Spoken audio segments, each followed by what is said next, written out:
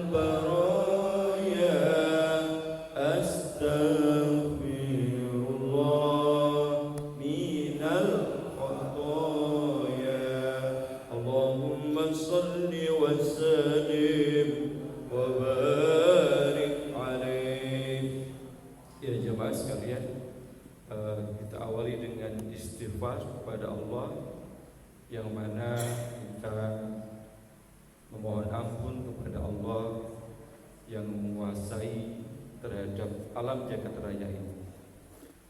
Memohon ampun kepada Allah yang bagaimana banyak dosa-dosa kita kepadanya. Meminta kepada Allah diberikan ilmu yang bermanfaat, meminta kepada Allah supaya diberikan hidayah taufik untuk beramal soleh, meminta kepada Allah Subhanahu wa Ta'ala agar diberikan rezeki yang halal. Kemudian meminta kepada Allah supaya bisa melakukan tobat yang disebut dengan tobatan nasuha, tobat dengan sebenar-benarnya. Semoga apa yang kita doakan, mulai dengan istighfar sampai kemudian doa itu, Allah Subhanahu wa Ta'ala mengabulkan. Amin ya rabbal alamin. Jamaah yang dimuliakan oleh Allah Subhanahu wa Ta'ala, kajian pada pagi hari ini kita ingin meneladani akan kisah sepanjang zaman, sepanjang masa. Kisah seorang nabi yang menjadi kekasih Allah, seorang nabi yang menjadi bapaknya para nabi, seorang nabi yang menjadi pemimpin bagi umat. Siapa? Yaitu Nabiullah Ibrahim alaihissalam. Maka ini kita akan bahas. Kalau judulnya tentang perjalanan intelektual dan spiritual Ibrahim dalam mencari Tuhan, nah, nanti kita bisa diskusi panjang lebar. Apalagi kita hari ini sudah berada di akhir bulan Dzulqa'dah, kalau tidak salah tanggal 29 Dzulqa'dah 1447 Hijriah. Kita akan menyambut datangnya bulan haji, yaitu bulan Dzulhijjah. Jadi rangkaian bulan haji itu ada 3, Bapak Ibu sekalian. Mulai dari apa? Mulai dari Syawal, Dzulqa'dah sampai kemudian 10 hari di bulan Dzulhijjah. Itu rangkaian bulan haji.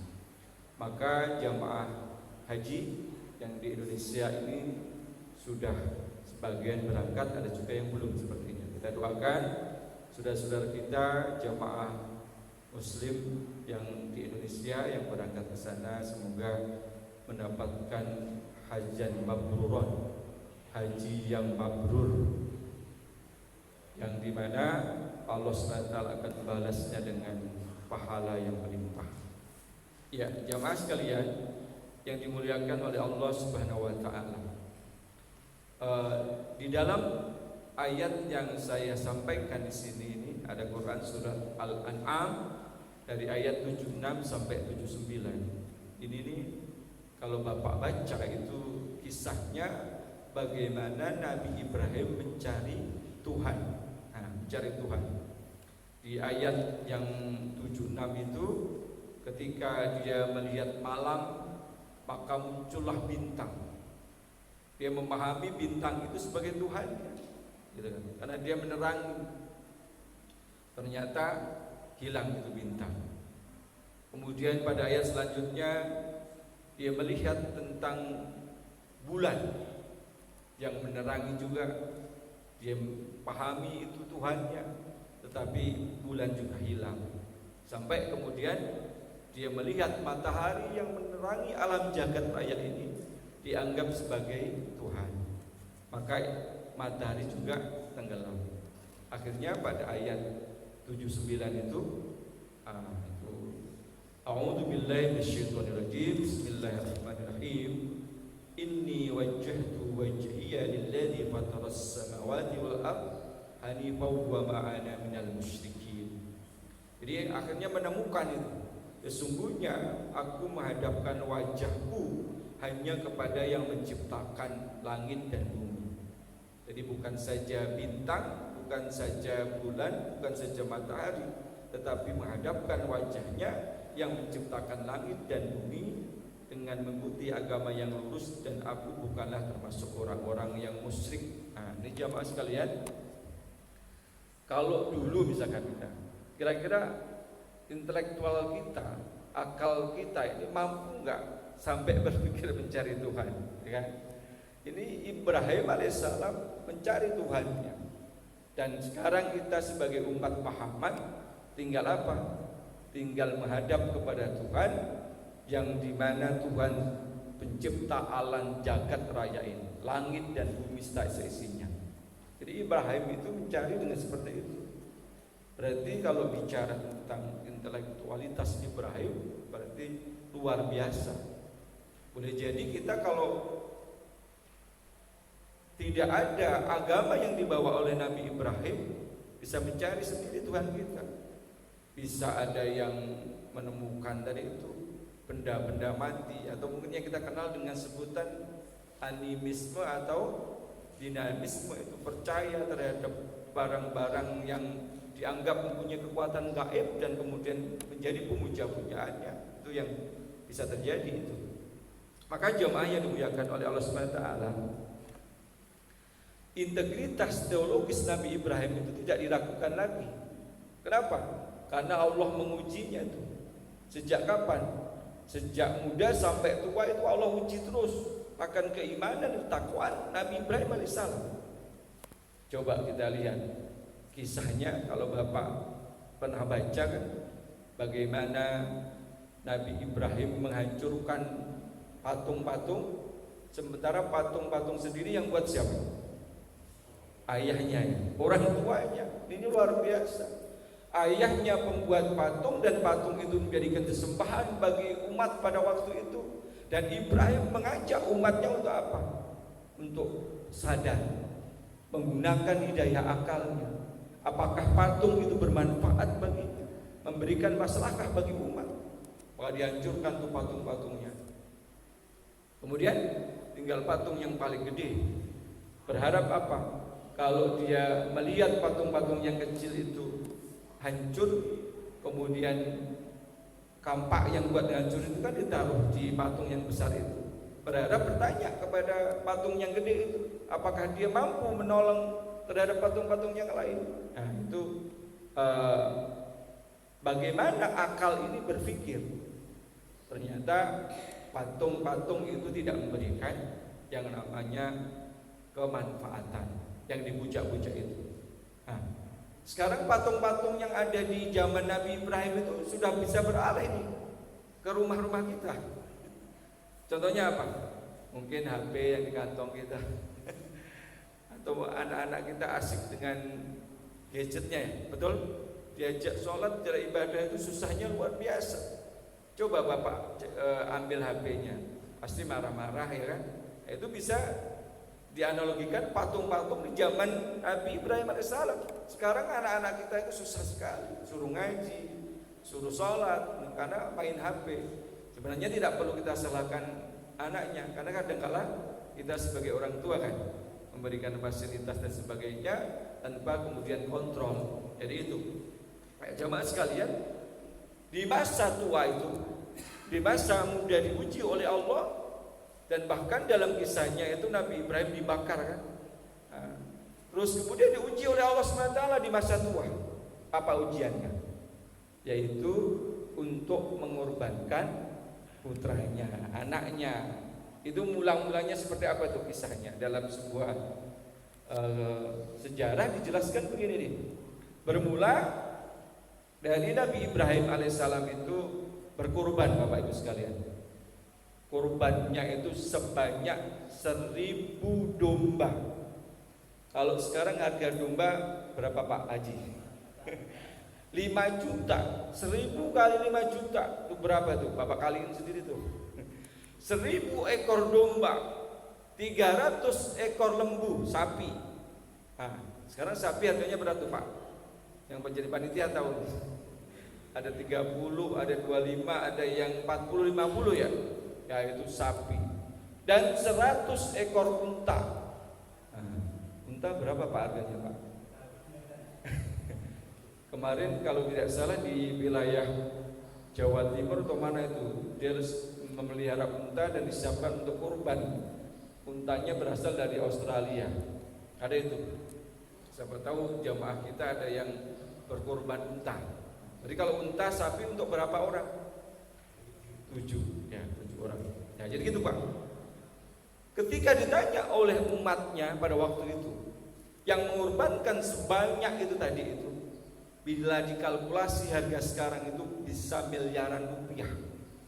Sebut saja 13 sampai 15 miliar rupiah berkorban untuk Allah Subhanahu wa taala. Itu malaikat saja terkagum-kagum akan kedermawanan Nabi Ibrahim alaihissalam. Umatnya bertanya, itu harta segitu banyaknya itu dari mana dan untuk siapa? Ibrahim alaihissalam menjawab, Nabi Ibrahim, ini belum seberapanya. Tentunya harta yang saya dapatkan ini berasal dari Allah, saya belanjakan untuk Allah. Bila sekiranya Allah itu meminta kepada saya untuk mengorbankan anak semata wayangnya tuh, anak satu-satunya kan, Ismail alaihissalam, maka akan saya korbankan. Jadi gitu tuh ceritanya. Maka sebut saja seperti nazar dia itu. Pada tanggal 8 Zulhijjah yang disebut dengan Yaumul apa? Kalau 8 Zulhijjah, Tarwiyah. Ada disunahkan berpuasa kan? Yaumul Tarwiyah. Dan pada tanggal 9 Zulhijjah yang disebut dengan Yaumul Arafah. Tanggal 8 Zulhijjah itu bermimpi. Mimpi apa? Bahwa Nabi Ibrahim itu untuk mengorbankan putranya Ismail. Tetapi mimpi pertama itu belum dilakukan. Ada keraguan di dalam diri Ibrahim, benarkah ini mimpi yang datang dari Allah untuk mengorbankan putranya?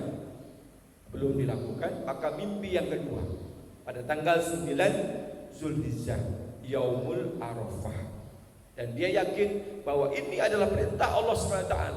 Maka kurban itu dilaksanakan pada tanggal 10 Zulhijjah. Nah ini Qurannya nih Bu, pada halaman selanjutnya nih Bu, ada pada berkas ini fotokopian itu ada itu perintah kurban. Nah, Ibu bisa lihat perintah berkurban, Quran surat As-Saffat ayat 102. A'udzubillahi minasyaitonir rajim. Bismillahirrahmanirrahim. Falamma balagha ma'ahum sa'ya qala ya bunayya inni ara fil manam anni adbahuka fanzur madza tara. Qala ya abati fa'al ma tu'maru satajiduni insyaallah minas sabirin. Ini Bapak Ibu pada lembar kedua itu perintah berkurban. Kapan? Pada saat ketika Ismail sudah usia balik. Nih usia balik, Bapak Ibu sekalian, jamaah sekalian, baliknya anak laki-laki itu usia berapa? Ya ada 15. Atau mereka sudah mimpi basah, itu berarti balik. Anak 10 tahun sudah mimpi basah belum? Belum ya? Ini kelas 6 SD kali ya. Itu baliknya anak laki-laki. Kalau anak perempuan baliknya kapan Bapak Ibu? Nah, kalau sudah men, sudah head, berarti sudah balik. Anak kita, cucu kita baru kelas 3 SD atau 5 SD, ternyata dia sudah datang bulan, berarti sudah balik dia. Nah, kalau sudah balik, maka dia punya kewajiban terhadap Tuhannya, diantaranya syahadat, sholat, puasa, zakat, haji, misalkan itu kewajiban. Nah, maka kalau sudah balik, mereka mampu membedakan mana yang salah, mana yang benar. Pada waktu Ismail sudah usia balik, maka Ibrahim berkata, wahai anakku, aku bermimpi dan melihat di dalam mimpiku itu Allah perintahkan untuk mengorbankanmu. Maka jawabannya, qala ya abati fa'al ma tu'maru satajiduni insyaallah minas sabirin. Wahai ayahku, lakukanlah akan perintah Allah itu, dan insya Allah engkau akan menemuiku termasuk orang-orang yang sabar. Nah ini dari ayat ini jamaah sekalian yang dimuliakan oleh Allah SWT, kita belajar. Apa yang kita pelajari? Yang pertama tentang kematangan kepribadian Nabi Ibrahim alaihissalam. Terhadap perintah itu maka diwujudkan dengan kematangan berpikir. Nabi Ibrahim ketika diperintahkan untuk mengorbankan putranya, bukan serta-merta kemudian dikorbankan begitu saja, tetapi di dalam di sini ada dialek. Wahai anakku, aku melihat di dalam mimpi bahwa engkau dikorbankan untuk Allah. Bagaimana? Maka pikirkanlah dan bagaimana pendapatmu. Ini. Ani adbahuka fandur madata. Maka bagaimana? Pikirkanlah dan bagaimana pendapatmu. Adik, jadi ada apa Pak yang terjadi di sana? Ada komunikasi, ada dialek, interaksi yang dibangun antara seorang ayah dengan anaknya. Ini diajarin kita. Kita diajarin oleh Nabi Ibrahim alaihissalam. Kalau mendidik anak itu ternyata harus ada komunikasi antara seorang ayah dengan anaknya. Jangan hanya fasilitas kita berikan, minta apa kita berikan, dan kemudian asik dengan sendirinya. Kita tidak pernah bertanya, nah kawan kamu siapa, teman kamu siapa, kamu kalau keluar sama siapa. Itu harus kita tanyakan terhadap mereka. Maka perlu juga HP anak-anak kita itu yang masih dalam pengawasan kita. Kita harus tahu kawannya. Karena kejadian yang belum lama ini ya, kejadian adanya bom, anak SMA itu dia asik sendiri kalau di rumah, nggak punya teman, asik di kamar, main HP, main laptop. Kita pahami, boleh jadi itu anak udah tenang, aman. Ternyata itu dia mendapatkan yang namanya teroris itu dia menjadikan idola bagi dia. Maka kemudian dia memahami sampai kemudian melakukan bom kepada sekolahnya atau masjid itu sendiri. Jadi penting ya, bagaimana dialog itu yang harus kita bangun. Interaksi antara seorang ayah dengan anak-anaknya. Ini yang diajarkan oleh Nabi Ibrahim alaihissalam. Wahai anakku, aku melihat di dalam mimpi bahwa Allah korbankan. Bagaimana pendapatmu? Maka pikirkanlah bagaimana pendapatmu. Apa pendapatnya Nabi Ismail? Qala ya abati fa'al ma tu'maru satajiduni insyaallah minas sabirin. Kerjakanlah akan perintah Allah itu. Jadi Bapak sekalian, di sana ada kematangan berpikir. Kematangan berpikir yang dibentuk dengan kematangan jiwanya. Nah ini, kematangan jiwa. Maksudnya apa? Terhadap perintah itu sami'na wa ata'na. Bagaimana perintah itu didengarkan dan kemudian perintah itu dikerjakan, ditaati. Itu yang harus dibangun. Kematangan jiwa yang juga kemudian diwujudkan dengan kematangan sikap. Nih, kematangan sikap. Nabi Ismail dan Ibrahim itu kalau di situ kan satajiduni insyaallah minas sabirin. Insya Allah dengan izin Allah engkau akan menemuiku termasuk orang-orang yang sabar. Jadi tidak mengatakan dirinya paling sabar, tetapi insya Allah menemuiku termasuk orang-orang yang sabar. Jadi jamaah sekalian yang dimuliakan oleh Allah Subhanahu Wa Taala, dari kisah yang namanya kurban itu tadi itu bermula bagaimana Nabi Ibrahim alaihissalam mengorbankan hartanya, yang kemudian sampai-sampai para malaikat pun terkagum-kagum akan kedermawanan Nabi Ibrahim alaihissalam. Begitu banyaknya dia berkorban. Ujian itu terus menerus ya Bapak Ibu sekalian. Maka disebut dengan bagaimana dia mempunyai integritas teologi terhadap Allah Subhanahu Wa Taala yang luar biasa. Keimanannya diuji. Dalam sebuah kisahnya itu Bapak Ibu sekalian, kalau kita lihat bagaimana Ibrahim alaihissalam itu disuruh hijrah, pindah dari suatu tempat Palestina, pindah ke Kampung Bakah. Kampung Bakah. Maka di sana kalau kita melihat sejarahnya, kampung yang tandus, yang tidak ada di sana kehidupan, istilahnya air susah. Maka kemudian berpancarlah air Zam-Zam di sana, ya kan? Kisahnya Bakah itu kemudian menjadi Makatul Mukarramah, menjadi Mekah itu Pak. Itu kisah bermula dari Siti Hajar dan Ismail yang kemudian harus pindah dari kampungnya menuju kampung yang tandus tadi. Nah, jamaah sekalian yang dimuliakan oleh Allah Subhanahu wa taala, itu bicara tentang integritas teologis Nabi Ibrahim yang diuji oleh Allah Subhanahu wa taala sejak masa muda sampai tua. Nabi Ibrahim itu punya keturunan usia berapa? Usianya sudah 80 tahun, 87 tahun baru punya keturunan.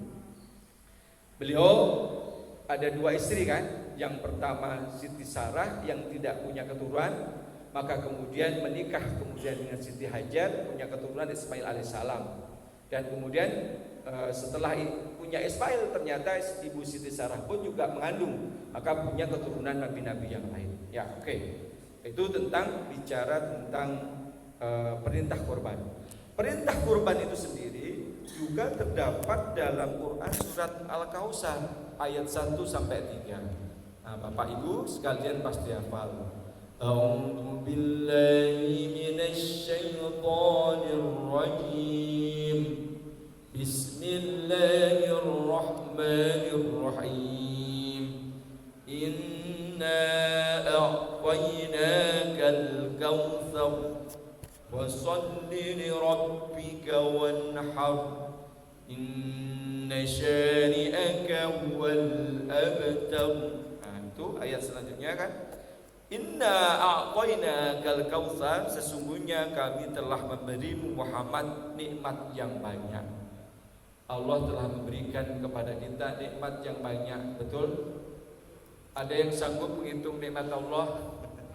Dari kita mau tidur sampai kemudian bangun tidur, berapa banyak nikmat yang kita dapatkan. Kalau kemudian menghirup udara itu pun juga dihitung rupiah, berapa banyak uang yang harus kita keluarkan. Ternyata secanggih apapun alat untuk menghitung akan bicara kenikmatan Allah itu tidak akan bisa. Wa in ta'udu nikmatallahi la tuhsuha. Secanggih apapun kita menghitung nikmat Allah itu tidak akan mampu menghitungnya. Maka Allah telah memberikan kepada kita nikmat yang banyak. Perintahnya fasholli li rabbika wanhar. Maka solatlah dan berkorbanlah. Nah, solat dulu baru berkorban. Maka solatlah. Inna syani'aka wal abtar, sesungguhnya orang-orang yang membencimu dialah yang terputus dari rahmat Allah. Jadi jamaah sekalian yang dimuliakan oleh Allah Subhanahu wa taala, ketika Nabi Ibrahim tadi itu, saya kembali, perintah terhadap kurban, Nabi Ismail itu mengikutinya. Kenapa? Karena kematangan jiwanya. Lakukan wahai ayahku akan perintah Allah itu. Maka ketika mau dikurbankan, apa permintaan Nabi Ismail alaihissalam? Di dalam sebuah hadis yang bernada pilu, Nabi Ismail meminta, 1, kuatkan tali pada badan saya, biar saya tidak memberontak. Tutup mata, biar engkau mampu untuk mengorbankan. Cincingkan baju, agar tidak terpercik darah yang kemudian dilihat oleh ibuku. Tajamkan pisau itu agar saya tidak merasakan sakit. Nah, itu. Ketika akan dikorbankan, yang namanya pisau sudah berada di leher Ismail alaihissalam. Di dalam sebuah tafsir Al-Qurtubi menyatakan, itu leher Ismail alaihissalam menjadi bagaikan baja yang tidak tembus terhadap tajamnya pisau tadi itu. Maka kemudian Allah menggantikan dengan seekor domba dari surga. Apa yang bisa kita ambil hikmah? Bahwa tidak dibenarkan manusia mengorbankan manusia. Manusia jadi korban atas manusia. Yang harus dikorbankan adalah sifat kebinatangan yang ada di dalam diri kita. Itu yang harus dikorbankan. Biasanya apa? Sifat binatang itu gak punya malu, betul? Egois, menang sendiri. Paling gampang adalah sifat adiga, adigung, adigunung. Merasa paling hebat, merasa paling pinter, merasa paling ini itu yang harus dikorbankan. Maka kita sebagai umat Nabi diperintahkan untuk fasolli li rabbika wanhar, maka solatlah dan berkorbanlah. Nah, peristiwa itu sudah berlangsung tentang kurban yang disebut dengan tadi ayat tadi. Maka apa yang harus kita lakukan? Mencontoh terhadap akhlak Nabi Ibrahim alaihissalam. Tadi yang pertama bicara tentang integritas teologisnya. Yang kedua bicara tentang hidup ini adalah bertransformasi. Hidup ini adalah perubahan. Apa yang dicontohkan tadi?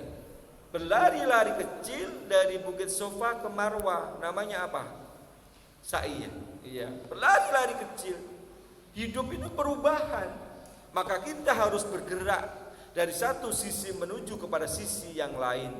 Tidak boleh orang itu berdiam diri, tetapi harus bergerak. Yang dicontohkan oleh Ibu Siti Hajar. Siti Hajar ketika berada pada tempat yang tandus, dalam kondisi dia kehausan putranya, air susunya habis, maka dia berlari-lari kecil dari Bukit Sofa dan Marwah, meninggalkan yang ia cintai. Siapa tadi? Ismail alaihissalam. Cari apa? Cari apa? Cari air. Maka kemudian memancarlah dalam kisah itu dari Ismail alaihissalam, kumpullah zam tadi. Apa yang harus kita ambil hikmahnya? Maka hidup ini adalah pergerakan, Bapak Ibu sekalian. Kita tidak boleh berpangku terhadap nunggu nasib. Kalau Allah jadikan saya kaya, saya pasti kaya. Kalau Allah jadikan saya itu cerdas, saya pasti cerdas. Kalau Allah jadikan saya itu pejabat, saya pasti jadi pejabat misalkan. Tidak, maka manusia harus bergerak, berusaha. Modalnya duit. Betul Pak? Doa, usaha, ikhtiar, tawakal. Duit kan? Duit pada makna sebenarnya atau duit ya, jadi itu yang dilakukan. Maka Nabi Ibrahim alaihissalam itu mengajarkan bahwa hidup itu adalah perubahan.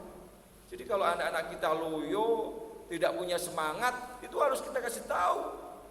Kamu harus bergerak, merubah nasib kamu itu. Karena tidak ada yang bisa merubah nasib itu kecuali siapa? Kita sendiri. Innallaha la yughayyiru ma biqaumin hatta yughayyiru ma bi anfusihim. Sesungguhnya Allah tidak akan merubah nasib seorang hamba kecuali hamba itu sendiri yang merubahnya.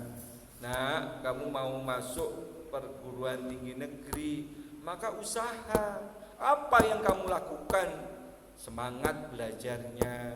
Sudah lulus kuliah, nah kamu mau kerja di mana? Maka usaha yang dilakukan, bukan berdiam diri. Sudah dapat kerjaan, sudah dapat gaji, bingung orang tuanya, kapan kamu nikah? Nah, ya kan? Kemudian ditanya lagi, usaha nak? Sudah punya suami istri, kapan punya anak? Tanya lagi. Sudah punya anak, masih campur dengan orang tua, kapan punya rumah? Semuanya proses kehidupan yang harus dilalui, semuanya dengan yang disebut dengan usaha itu sendiri. Kemudian tadi kan yang kedua bagaimana mencontoh tentang transformasi yang dicontohkan oleh Nabi Ibrahim dan keluarganya. Hidup adalah perubahan. Yang ketiga, di dalam kehidupan ini kita harus mempunyai sifat yang disebut dengan resiliensi, itu kekuatan mental yang dibangun. Apa contohnya? Tadi Nabi Ibrahim kan sejak muda sampai tua diuji oleh Allah SWT. Ujian itu tidak pernah berhenti, ya kan? Dia berkorban segitu banyaknya harta korbankan, kemudian masih diuji oleh Allah. Benar enggak itu iman dan Ibrahim itu kuat? Suruh ngorbanin putra semata wayangnya loh Pak, yang lagi cakep-cakepnya, lagi pinter-pinternya, anak yang soleh, Allah uji dengan dikorbankannya. Tetapi Nabi Ibrahim alaihissalam dan keluarga adalah sosok uswah, maka pantaslah gelarnya itu Khalilullah, hamba yang dicintai oleh Allah, disayangi oleh Allah. Abul Anbiya, bapaknya para nabi. Dari Nabi Ibrahim alaihissalam ini maka lahirnya para nabi, diantaranya adalah Nabiullah Muhammad sallallahu alaihi wasallam. Ini pemimpin para manusia adalah Nabi Ibrahim alaihissalam. Maka sekarang tugas kita apa? Nah itu pada lafaz terakhir itu Bu, lafaz terakhir itu maka lahu sa'atun wa lam yudhi fala yaqrabana musallana. Itu siapa yang diberikan kecukupan oleh Allah untuk berkurban dan kemudian tidak mau berkurban, maka jangan dekat-dekat musola lah katanya. Jangan deketin masjid ya. Kalau kita punya uang, punya mampu dan kemudian tidak mau berkorban. Ini hadisnya. Jadi jamaah sekalian, mumpung masih di bulan Dzulqa'dah tanggal 29, kita siap-siap nih mempersiapkan finansialnya. Niatkan dengan benar. Yang penting kan niatnya dulu ya. Niatkan, saya kalau punya rezeki ingin berkorban pada tahun ini, niatkan dulu. Nah, ini penting karena pembahasan kita bicara tentang kisah Nabi Ibrahim sampai berkorban ini ya penting. Kenapa? Supaya tadi itu sama-sama niatnya dengan benar. Kemudian ini hadis Nabi ini begitu menyentuh kita, memukul hati kita, menggerakkan hati kita untuk niatkan untuk berkorban karena Allah Subhanahu wa taala. Oke, jemaah sekalian yang dimuliakan oleh Allah Subhanahu wa taala, kekuatan mental itu harus dibangun. Kamu baru diuji ini saja sudah ngeluh. Itu Nabi Ibrahim ujiannya tidak berhenti. Maka kita belajar, oh iya, kekuatan mental seperti itu dibangun dengan apa? Nah, di antaranya perbanyaklah istighfar. Astaghfirullah Rabbal baraya. Astaghfirullah minal khataya. Astaghfirullah Rabbal baraya. Astaghfirullah minal khataya. Rabbi zidni ilman nafi'an wa wafiqni amalan sholihan wa wabni rizqan halalan wa tub alayya tawbatan nasuha wa tub alayya tawbatan nasuha. Astaghfirullah Rabbal baraya. Astaghfirullah minal khataya. Astaghfirullah Rabbal baraya. Astaghfirullah minal khataya. Ya. Jadi dengan baca istighfar, Bapak Ibu sekalian, jamaah yang dimuliakan oleh Allah SWT, salah satu rezeki itu didapat dengan bagaimana kita banyak istighfar. Nah, mentalitas kita supaya kuat, maka banyaklah istighfar. Astagfirullahaladzim, banyak ujiannya ya. Ini mau bulan haji, ini mau berkorban, kok uang-uang biaya-biaya kok belum ada, padahal sudah niat. Banyak istighfar. Semoga Allah SWT memberikan kepada kita jalan keluar dari mana saja jalannya. Kemudian selain istighfar, perbanyak doa. Bapak Ibu sekalian, ada putra-putri kita yang di luar Jawa, ya kan? Ada anak-anak kita yang sedang kuliah yang di pondok pesantren. Komunikasi terhadap mereka yang jauh itu apa? Doa. Sesuatu yang jauh menjadi dekat karena doa. Sesuatu yang Tidak mungkin menjadi mungkin karena doa. Sesuatu yang dibenci menjadi dicinta karena doa. Ya sudah, perbanyaklah doa. Kalau bahasa Bapak Ibu sekalian, bagaimana Bapak Ibu sekalian perbanyak zikir. Saya lihat tuh kalau habis sholat masih asik duduk tenang berzikir kepada Allah SWT. Itu bagian dari apa? Membangun mentalitas. Jadi tidak gampang gugup, tidak gampang yang namanya bingung. Kenapa? Dia sudah yakin segala sesuatu dalam kehidupan ini tidak ada lain dan tiada bukan kecuali atas kehendak Allah. Yang penting bagaimana terus berusaha, semangat semaksimal mungkin usaha kita. Ya. Kemudian Bapak Ibu sekalian, kekuatan mental itu dibangun dengan sifat sabar di dalam diri kita, ya kan? Tadi ujiannya banyak, cobaannya banyak. Dalam bersabar itu sendiri banyak macamnya. Ngaji itu butuh sabar tidak? Butuh. Apalagi duduk dengerin ngantuk gitu kan. Dalam ketaatan kita kepada Allah sabar. Di dalam kemaksiatan pun juga sabar. Di dalam menghadapi ujian musibah yang datang dari Allah juga sabar. Itu yang harus kita bangun. Maka insya Allah mentalitas kita kuat. Kita menjadi hamba Allah ketika misalkan ujian cobaan dalam bentuk apapun akan bisa kita lalui. Seperti halnya tentang kisah Nabi Ibrahim alaihissalam.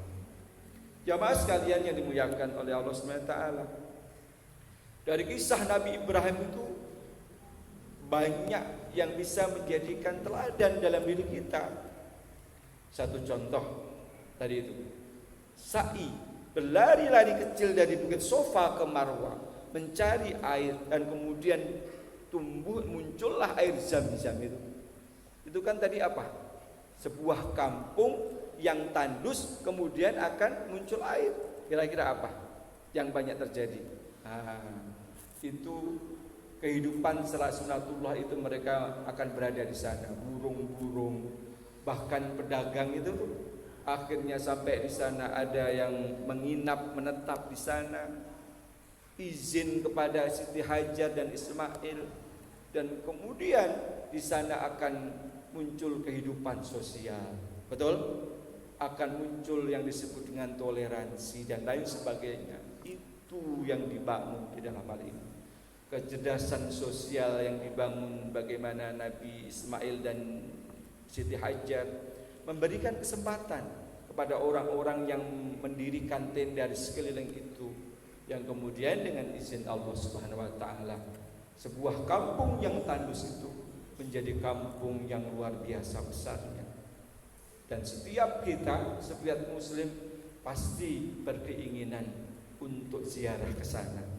Ingin, bahkan berkali-kali ya, kita ingin ke sana. Padahal Rasulullah melaksanakan haji itu berapa kali? 1 kali. 1 kali dalam hidupnya. Maka kita kadang-kala pikiran kita ya, mohon maaf, kalau punya uang pengen berhaji berkali-kali. Bahkan kalau bisa, sekarang itu kalau nggak salah 5 tahun ya Pak Haji ya, dibatasinya misalkan untuk mengulang lagi ibadah haji. Oke. Intinya jamaah sekalian, hari ini kita membahas bagaimana tentang kurban itu sendiri.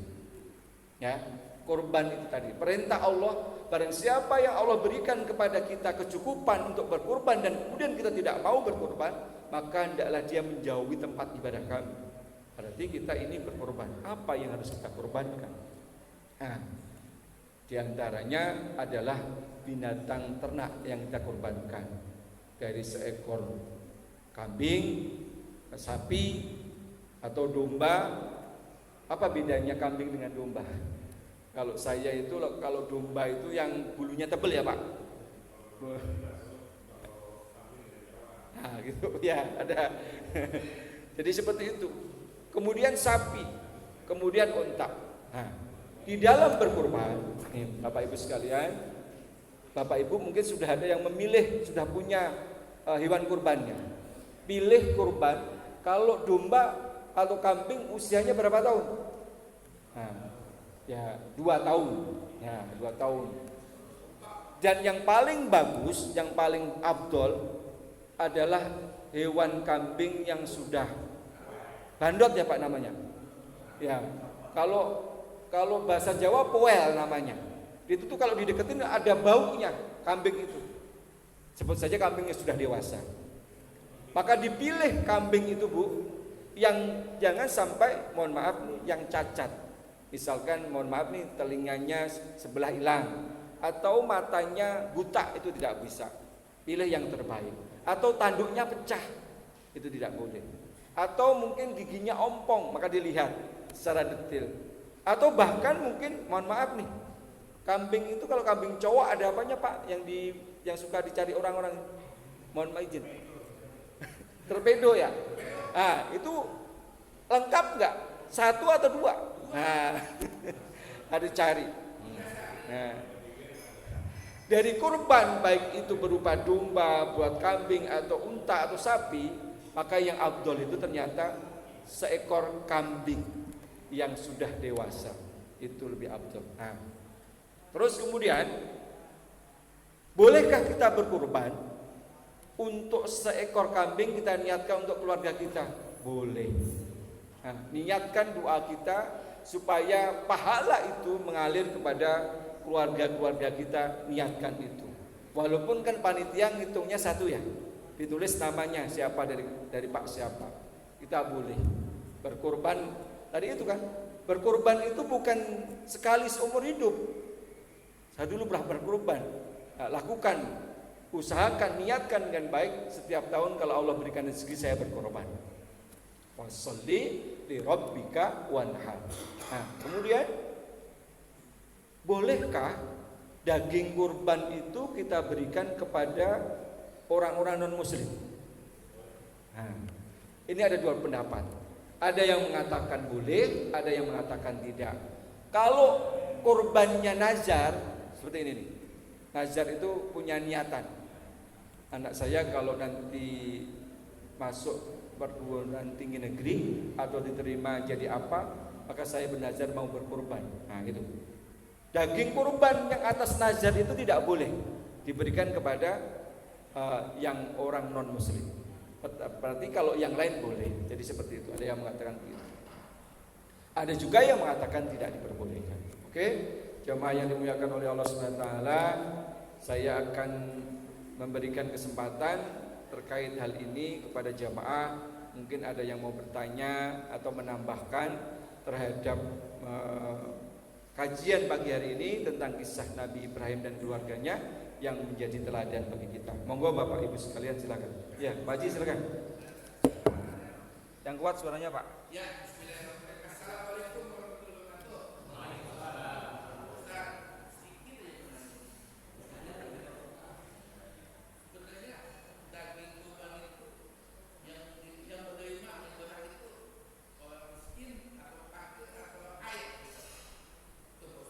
Ya.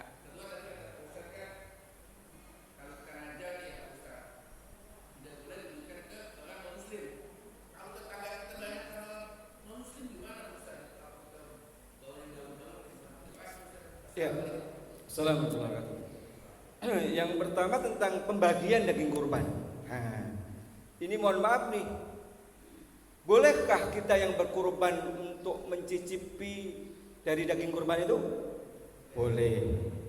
Sepertiga boleh. Bapak Ibu sekalian, sepertiga saja.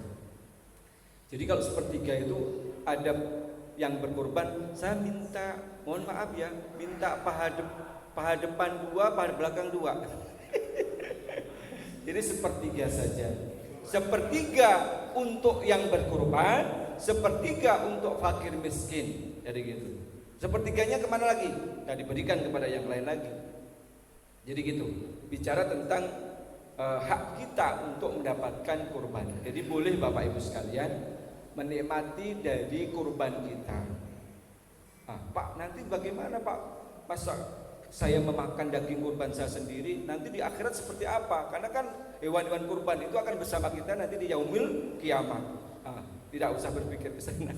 Yang penting ada dalilnya yang mengatakan boleh memakan daging kurban dengan sepertiga bagian dari hewan kurban kita. Terus yang kedua, bagaimana kalau lingkungan saya itu banyaknya non muslim? Ya gitu Pak Haji ya. Saya mau bagikan kepada siapa tadi itu? Kalau yang namanya hewan kurban dari nazar tadi itu, karena sudah berkeinginan menjadi wajib kan, nazar itu, maka di situ dijelaskan tidak diperbolehkan. Maka boleh jadi Pak Haji tukar gitu. Nah, distribusi korban saya tidak berikan di lingkungan, boleh jadi hak lingkungan yang sana saya ambil, misalkan saya berikan kepada non muslim sini, boleh saja. Tapi kalau korban nazar atas dasar saya ini sudah, nazar itu kan menjadi wajib, maka di situ dijelaskan tidak diperbolehkan. Bagaimana tentang komunitas saya itu banyak masyarakat non muslim? Nah, pertanyaannya, masyarakat yang muslim yang sebelah sana kebagian tidak? Takutnya justru masyarakat yang muslim sendiri tidak kebagian. Apalagi adalah hewan dari nazar kita. Bapak Ibu sekalian, hukum kurban itu apa? Hukum kurban dulu. Hukum kurban itu sunnah muakkad, sunnah yang dianjurkan, bukan wajib loh ya, sunnah muakkad. Jadi sunnah yang dianjurkan bagi yang mereka mempunyai kecukupan terhadap rezeki, maka berkurbanlah. Itu jawaban saya Pak Haji. Masih ada lagi?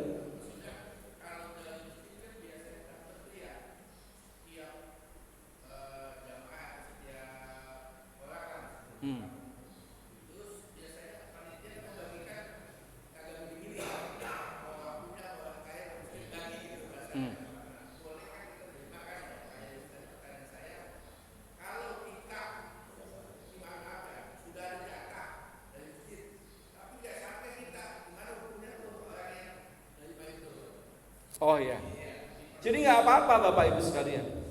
Bapak Ibu, saya berkorban, tetapi dari masjid sebelah sana kok saya juga dapat, terima saja. Nah, terima.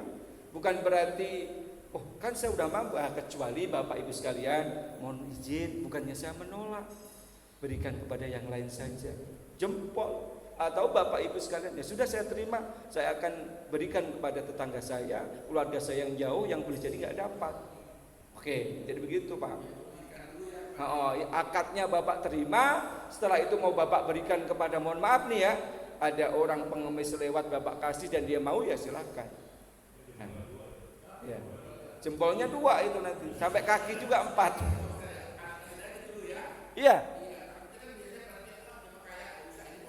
Oh bukan, ya boleh. Iya. Nah. Iya, justru kan di sana biasanya di masjid kita atau di mana saja itu sudah punya data ya, dan diberikan kepada siapapun warga kita diberikan. Kalau kemudian, maaf nih ya, mohon izin, ketika kita nggak kebagian, yang terjadi kan begini, walaupun sendiri kita kemampu, tapi kita masih ngarep banget ini masjid kenapa nggak ngasih kepada kita. Nah, harusnya kita sadar lah ya. Tapi masalah daging kurban ya itu tadi itu, maka sepandai-pandainya panitia mengatur, jangan sampai tadi itu yang kaya nungguin juga gitu kan, dan mohon maaf boleh jadi juga nggak tahu diri, malah nungguin malah marah-marah gitu. Padahal kita mampu untuk berkorban ya.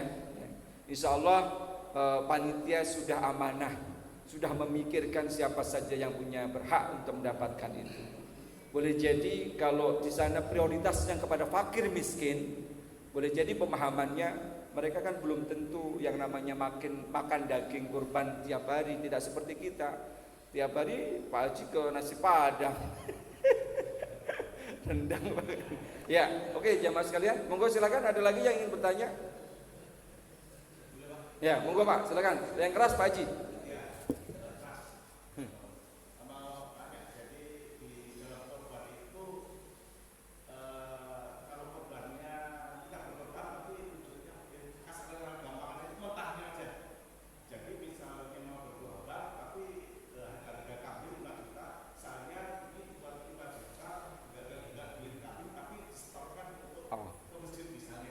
Oke, ya.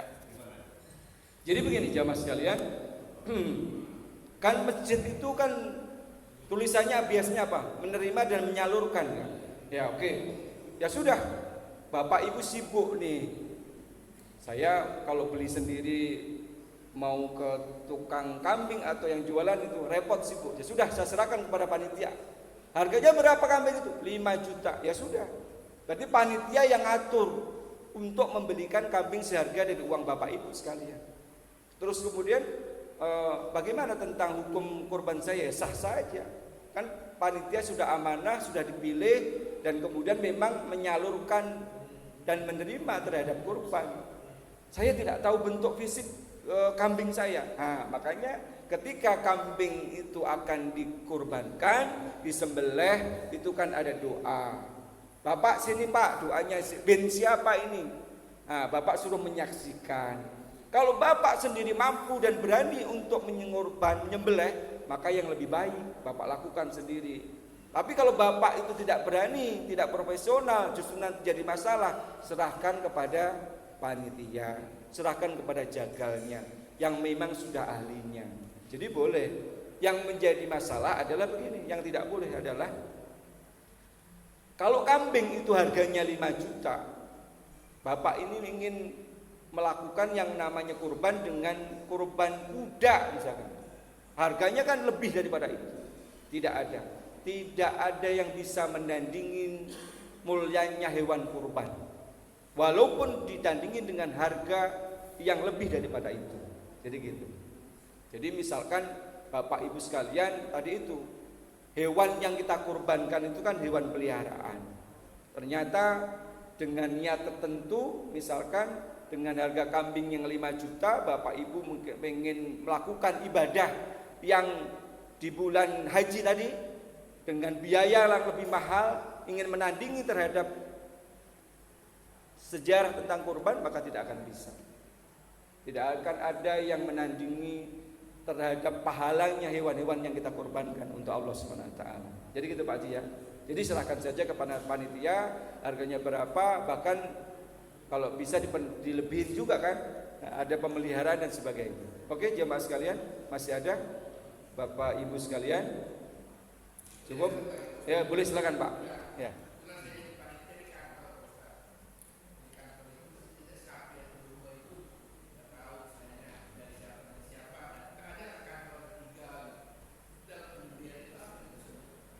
Oh. Ya, walaupun di kantor itu boleh jadi tidak tahu siapa namanya, biasakan ada perusahaan kan, ada perusahaan, ada PT-nya di sana. Bagi penyembelih seperti apa? Bagaimana niatkan? Ya sudah niatkan kepada Allah SWT. Mereka yang menyerahkan kurban tadi itu boleh jadi tidak mau disebutkan namanya.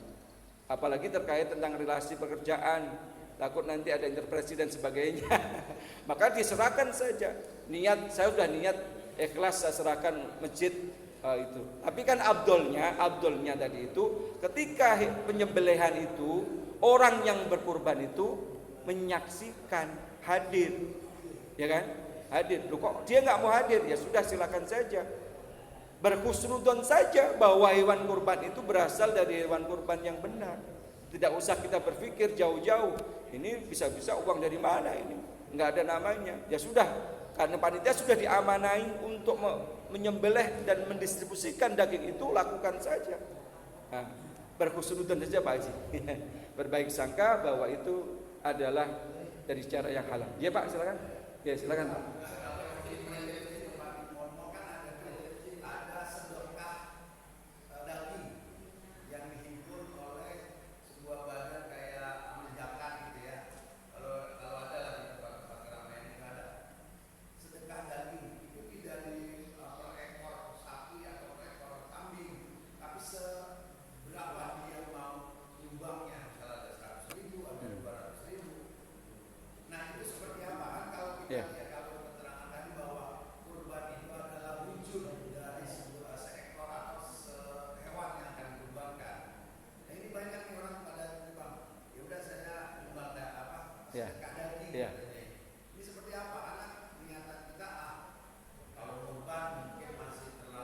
Jauh belum mampu ya.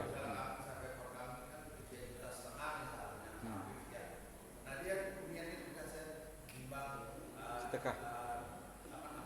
Sumbangan daging atau apa itu, sedekah daging kalau bahasa Indonesia. Itu seperti apa? Ya. Jadi begini, kita memahami harga kambing 3,6 juta atau 5 juta itu, mohon maaf, tidak semuanya orang mampu. Betul ya? Tidak semua orang mampu. Maka ada lembaga amil zakat atau badan-badan yang seliweran, flyer-flyer yang kita tonton. Bapak Ibu sekalian silakan untuk sedekah kurbannya. Ada yang nyumbang 100.000, ada yang nyumbang 50.000. Oke.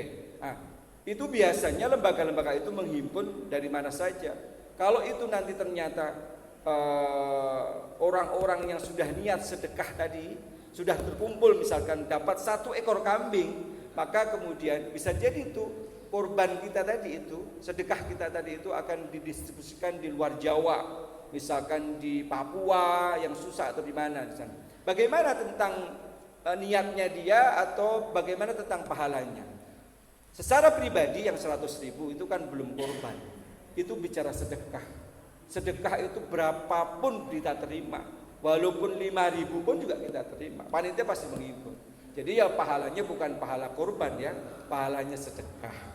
Karena dia belum mampu. Saya jempolin itu. Kenapa? Dia sudah punya niat. Yang nggak mampu saja mau niat sedekah, apalagi yang mampu. Jadi maksud saya silakan seperti itu lakukan. Oh iya, dihimpun kemudian menjadi ngumpul uang 5 juta sama panitia dibelikan kurban, kemudian diberikan kepada jauh-jauh sebelah sana yang memang boleh jadi jarang mendapatkan daging. Silakan Bapak Ibu ya. Sedekah silakan, infak silakan. Terus kemudian boleh jadi ada juga yang mereka arisan kurban ya Pak ya. Arisan kurban mengumpul setahun kemudian baru bisa berkurban. Itu bagian dari semangat untuk meneladani kisah Nabi Ibrahim alaihissalam. Walaupun jangan kemudian dimarahin, itu belum kurban kamu, tidak. Itu pembelajaran. Di sekolah kan juga ada ya, sekolah 50.000 untuk berkorban. Latihan dulu dia berkorban. Siapa tahu nanti suatu saat ketika dia menjadi orang yang mampu, dia sudah berkorban.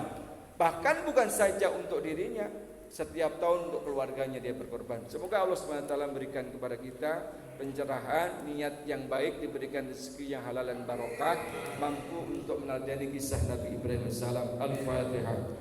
A'udzubillahi minasyaitonirrajim. Bismillahirrahmanirrahim. Alhamdulillahi rabbil alamin arrahmanir rahim maliki yaumiddin.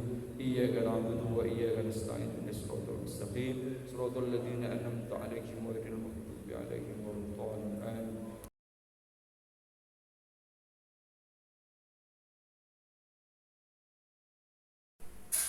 Bismillahirrahmanirrahim. Assalamualaikum warahmatullahi wabarakatuh.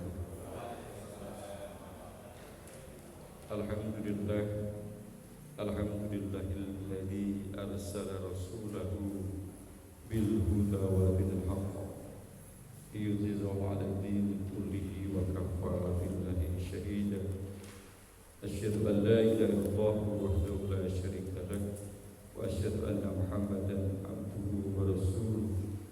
Allahumma shalli ala sayyidina Muhammad wa ala ali sayyidina Muhammad.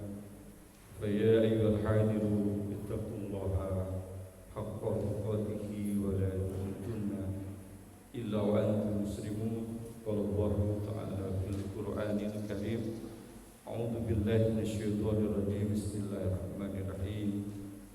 Inna a'tainakal kautsar fasholli li rabbika wanhar. Inna syani'aka huwal abtar. Wa qala Rasulullah sallallahu alaihi wasallam man kana lahu